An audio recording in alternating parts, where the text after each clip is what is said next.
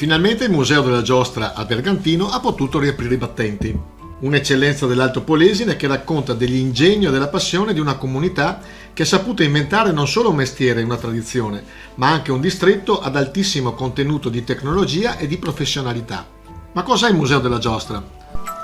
Il museo è un centro di ricerca unico nel suo genere in Italia che si occupa del complesso e variegato mondo culturale dello spettacolo popolare in piazza, dalla fiera medievale al parco divertimenti dell'Ottocento con i suoi tradizionali spettacoli itineranti, il teatro delle maschere, dei burattini e delle marionette, il circo, il cinematografo ambulante, le prime giostre mosse a mano, fino al Luna Park ipertecnologico di oggi con le sue vertiginose attrazioni.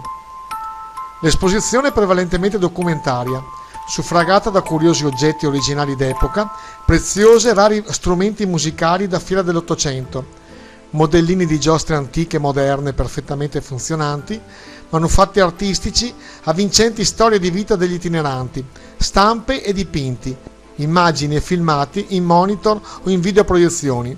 Il tutto lungo un affascinante percorso storico-antropologico, dotato dei più moderni strumenti della comunicazione multimediale.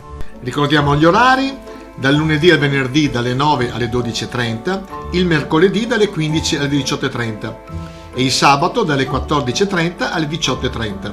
Per prenotazioni chiamare il numero 0425 80 54 46.